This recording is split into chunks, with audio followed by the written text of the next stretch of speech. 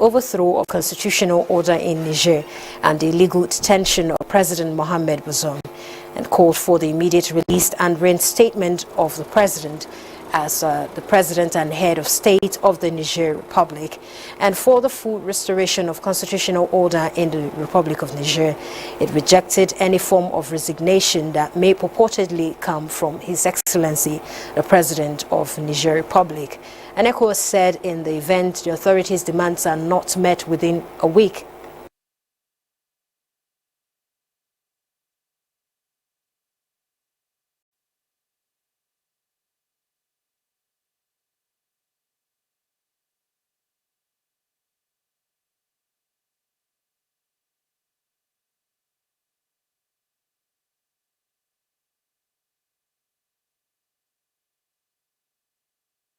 Meanwhile, the ECOWAS delegation has arrived now in Niger, and the president of Chad, General Mohamed Idriss Déby Itno, is leading the delegation to that country to help resolve the crisis. Spokesman of the Chadian government, Aziz Mohamed Saleh, says the trip was an initiative of Chad. The 15-nation ECOWAS regional bloc, holding an emergency meeting in Nigeria, demanded that Bazoum be reinstated within a week.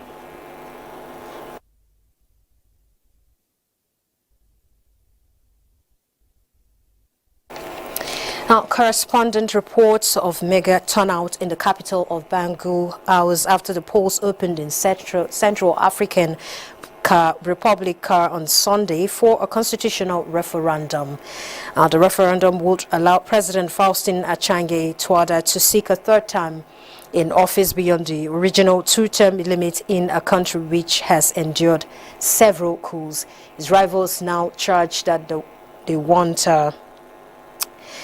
and now around 1.9 million people are eligible to vote in the country of 5.5 million people.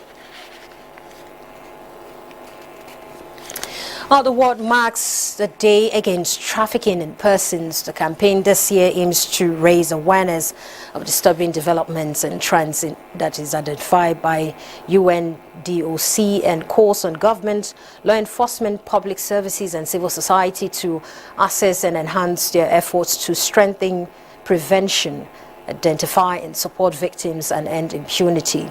Global crises, conflicts and the climate emergency escalating trafficking risk, displacement and socioeconomic inequalities are impacting millions of people worldwide, leaving them vulnerable to exploitation by traffickers. Every day in every country of the world, human traffickers exploit people for profits. The poor and the vulnerable are most at risk. Records from the United Nations Office on Drugs and Crime, UNODC, show that over 70% of detected trafficking victims are women and girls, while nearly one-third are children. This year, the United Nations, in line with its transformative promise of the 2030 Agenda for Sustainable Development, is focusing on leaving no one behind. To truly leave no one behind. This requires support from all sectors of society, from healthcare to social services to law enforcement. The general public can help too, by reporting suspicious activities and services that may exploit trafficking victims. While the voice of civil society is crucial in raising awareness, as well as mobilizing and providing support to those in need. Nigeria, no doubt, tops the League of Nations, frontally confronting criminal elements involved in the exploitation of vulnerable individuals within and across its borders. Children as young as 12 have been trafficked into the Gambia, and these girls are made to work in restaurants during the day and they work as prostitutes at night. So it's a huge problem. This is evident in the visits by many countries to Nigeria regularly to understudy the National Agency for the Prohibition of Trafficking in Persons, NAPTIP's model, with a view of replicating same in their countries. Celebrating the 20 years of its establishment, NAPTIP presented a two-policy document, Disability Inclusion Policy and Service Charter. These the agency is using to reaffirm the rights and dignity of all persons for better recovery, enhancing inclusivity and sustainability. Adebola Brookslyn, NTA News. On issues raised during the International Day Against Human Trafficking is Josiah Emeroli, Director, Research and Programs Development, National Agency for the Prohibition of Trafficking in Persons, NATIP. You're welcome to our studios. Thank you very much. All right. What do you think is giving rise to the increase of cases of human trafficking all over the world? Well, there are many factors that have given rise to the increasing rate of human trafficking, not only in Nigeria, but across the world. And one of those things has to do with poverty, unemployment, ignorance, and the urge to get rich quick, peer pressure amongst the youths. Everybody wants to be like the other. Nobody is ready to actually work hard and wait a little bit for him to make it. So people have become vulnerable for various reasons, and there are what we call the push and the pull factors. The pull factors are those things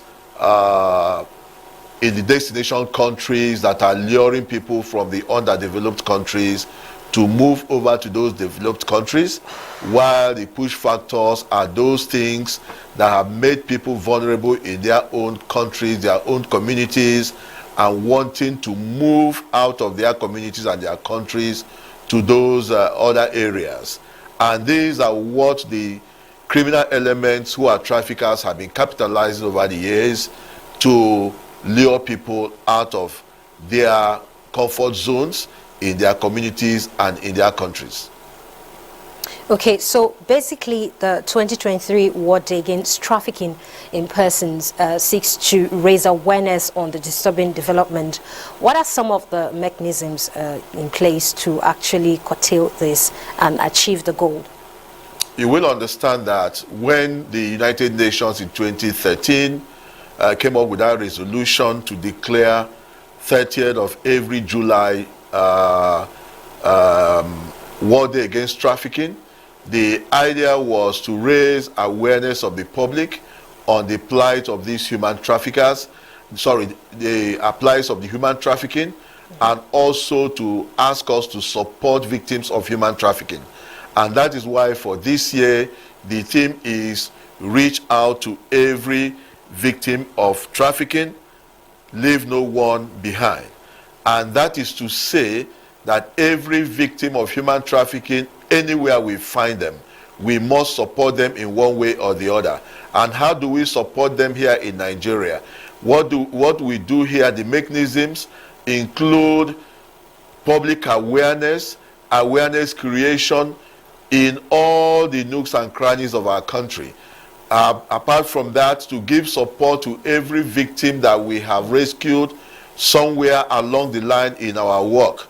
And that is why for us in Nigeria here, we have 13 shelters across the country where rescued victims or intercepted potential victims are kept and supported one way or the other through psychosocial support, through medical support, through protection, because at all times the traffickers are on the prowl looking for these victims because they don't want to run into trouble.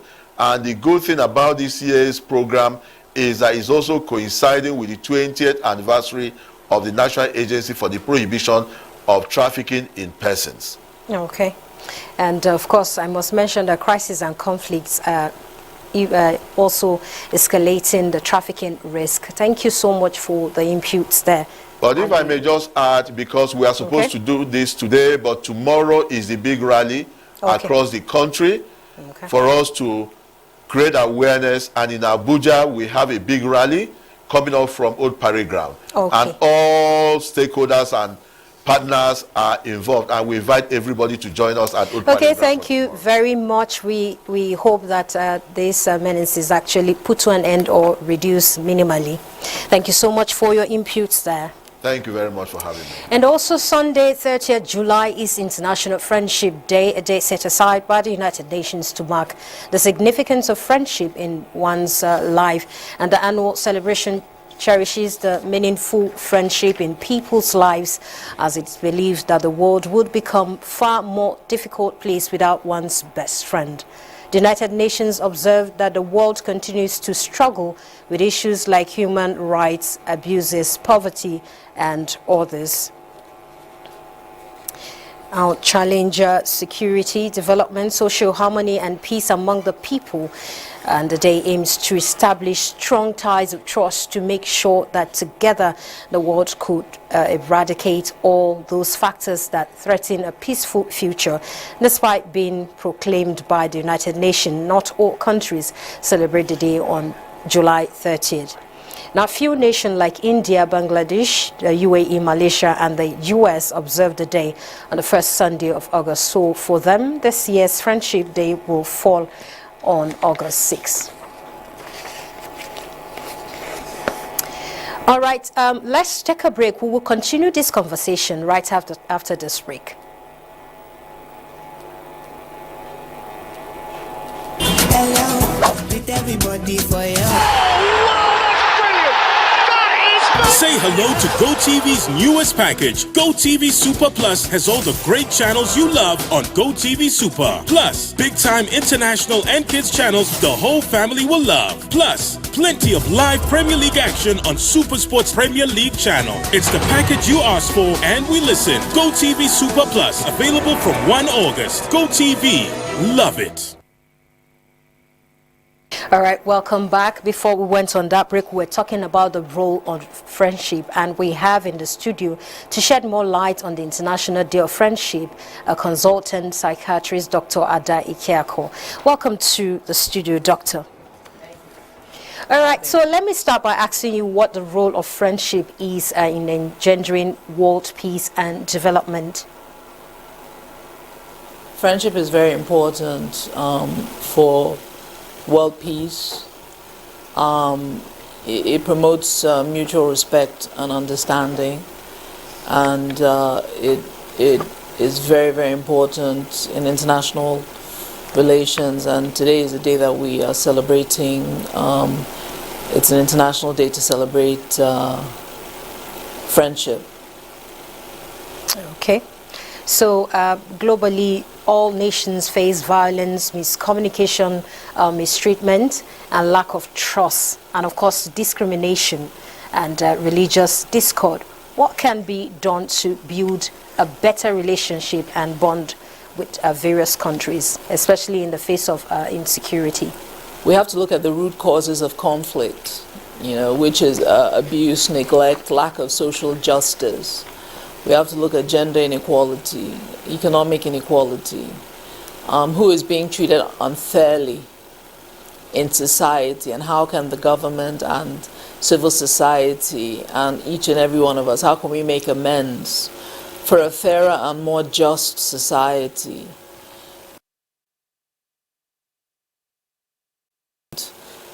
Repair the damage that has been done, to members of our society. We talked about widows some weeks ago and how our widows are not being treated as fairly, and other segments of society that are not being treated fairly. It's conflict and abuse and neglect that is coming against friendship.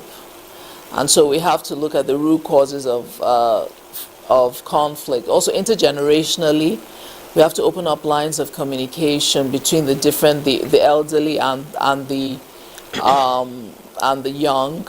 Okay. And also gender inequality is even more important than ethnicity when it comes to generating conflict.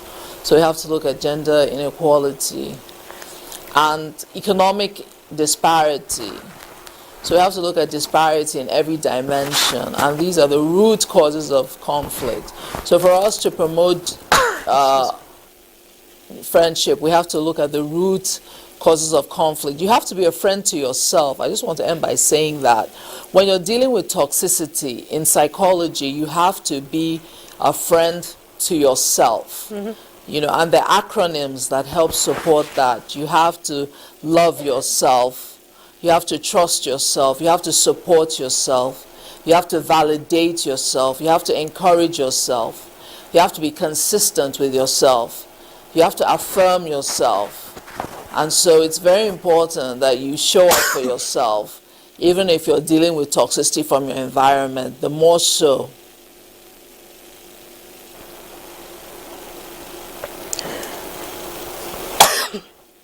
Excuse me.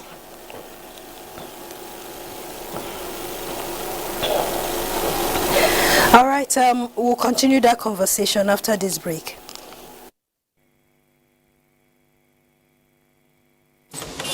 Hello, with everybody for you. Say hello to GoTV's newest package. GoTV Super Plus has all the great channels you love on GoTV Super. Plus, big-time international and kids channels the whole family will love. Plus, plenty of live Premier League action on Super Sports Premier League channel. It's the package you asked for and we listen. GoTV Super Plus, available from 1 August. GoTV, love it.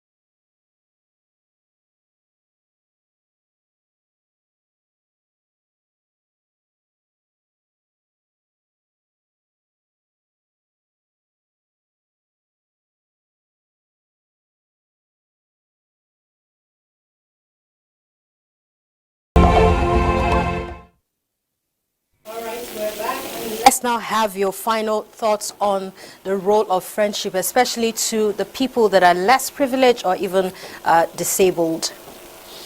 Yes, I just want people to know that you can be there for yourself. That inner critic, what you have to do is to silence that inner critic that tells you that you're not good enough. Okay. It's very important that you show up for yourself and that you give yourself enough love and self-kindness. Sometimes we're harsher on ourselves than we are to other people. And we have to be kind to ourselves and silence that voice within us that tells us that we don't deserve the best, or that we're not good enough, or that, we don't deserve good things to happen to us. And so that voice is that voice that we have to check. We have to focus on our strengths and our abilities instead of not being good enough. Okay, and so thank you so there's much. the acronyms that we can use to describe that. So we have to support ourselves. We have to show ourselves empathy. We have to encourage ourselves, and so we have to be consistent with ourselves. We have to be responsive to ourselves. We have to affirm ourselves. You should have mantras, positive things you say about yourself every day. Responsiveness towards yourself. Okay. Affirmation, validation. Your feelings are valid. Just because you feel about a certain thing a certain way, it doesn't mean that it's invalid. So be Yes, of kind course, to yourself. Dr. Ada, opinions valid. They are valid, of course, and we must always look out for ourselves. That's the much we can take on that conversation. We will continue with it some other time. Thank you so much for being part of the news. All right, all children, no matter where they live or what their circumstances are, they have the right to quality education. And above this, education is advocating the promotion of effective and inclusive education. Adebola Brooksland reports more on this. The United Nations Charter on Human Rights and Sustainable Development Goals advocates education for all, which is the responsibility of all. These pupils of Simbed Learner School are beneficiaries of these. From all the classes, the children showcase their talents in newscasting, dancing, and ICT. Ebube Upeke and Ayokunle Fadayomi are of the JETS and coding clubs. 3 programming languages were used to create the web page. I use HTML, CSS, and JavaScript. These are programming languages that are used to create a website. The water dispenser is a structured machine that brings water when you open the bottle and stops the water when you close the bottle. Knowing that quite a number of children with special needs are out of school is the reason Simbed is providing opportunity for them as a right. The inclusive education is a situation where all the children will be put together in the same school under the same umbrella for them to learn, and they will appreciate the challenges some of their colleagues are having. When the children are given the best education, a quality education that will not only help them to read and write, but to be able to do something for themselves, even at least have some skills of their own. Despite the fact that Ihechi Olivia can talk and hear, she is a member of the Sign Language Interpreters Club. My name is Ihechi Olivia. I am in nursery 2. The name of my school is Simbed Learner School. I'm deaf, and I met so many teachers here who are already communicating with me in sign language. I feel at home. Outstanding pupils were rewarded and encouraged with gifts and certificates. Adebola Brookslyn, NTA News. In other news, Russian President Vladimir Putin has aligned himself with the African Peace Initiative on Ukraine war. Putin made this known at the close of the Russia-Africa Forum in St. Petersburg. Adebola Brookslyn reports. Russian President Vladimir Putin, who praised China's efforts at finding a solution to the conflict, said he is backing the African Peace Initiative on Ukraine, hoping that it can be the basis of some processes aimed at the search for peace. Putin emphasized that it was from an absolutely friendly position, that it was a real search for some ways and opportunities to somehow diffuse the hostility between Russia and Ukraine. Yes, they do not claim that their initiative contradicts or competes with others. In general, the conversation was long and substantive. We probably talked for an hour and a half. Everyone spoke on this issue. I want to emphasize once again that it was from an absolutely friendly position. The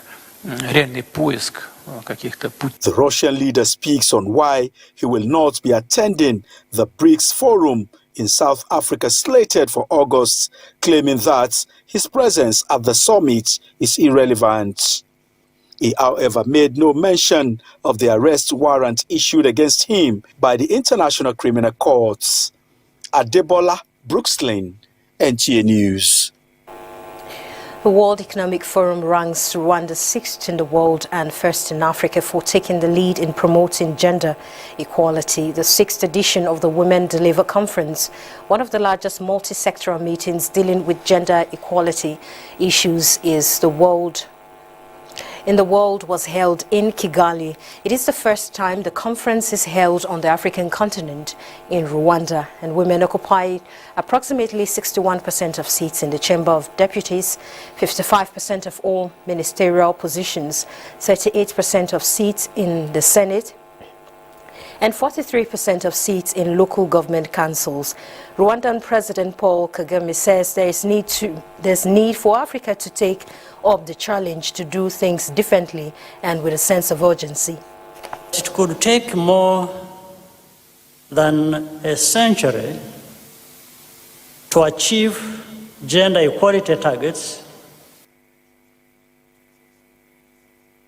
Now, Janetti Kagame, Rwandan First Lady, says Rwandan women are at the forefront of different levels of leadership in science, technology, and education. By institutions must be women. At the present time, 61% of our parliamentarians are women. More than half of our cabinet members are women. And yes, the majority of our judiciary agents, 53% to be specific, are women. Donatille Mukabalisa, president of the Rwandan Chamber of Deputies, said women and men must be able to participate actively in the development of the country. He noted that from the family to all fronts, laws must take gender into consideration. He added that even the budget must take into account the need of both men and women, as well as young girls and boys.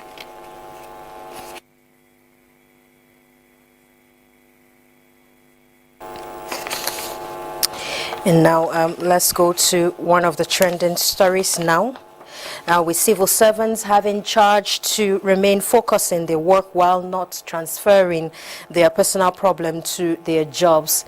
And this is taken from the scripture Matthew chapter 5 or 25 verses 14 to 29 by Pastor Kunle Shele of Exodia Church of God. Now, during the Thanksgiving interdenomination church service to mark this day of the Civil Service Week, Haman Jabani was there for NTA. The Thanksgiving service, which was led by the head of the Civil Service of the Federation, was full of praises and prayers for the country, the president, and the civil service. This nation will know peace. We shall prosper. It shall be well with us. Thing you have been doing through your daughter. Lord, sustain it. Lord, preserve it. Lord, multiply it. Lord, back her up. In his message, Pastor Kunle Shele called on civil servants to know the benefit that comes from their work while giving government time to implement his agenda. So we must pay emphasis on the gifting of God in our life. That office is a gift. That table is a gift.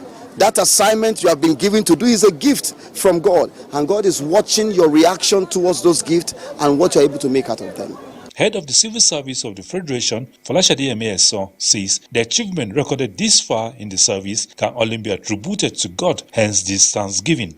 Indeed, God is birthing a new civil service. And it is not what any man is doing.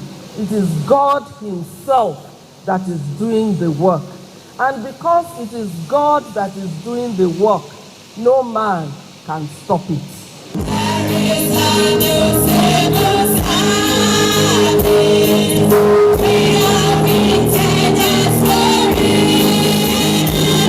The Thanksgiving marks the last activity lined up for the celebration of the 2023 Civil Service Week.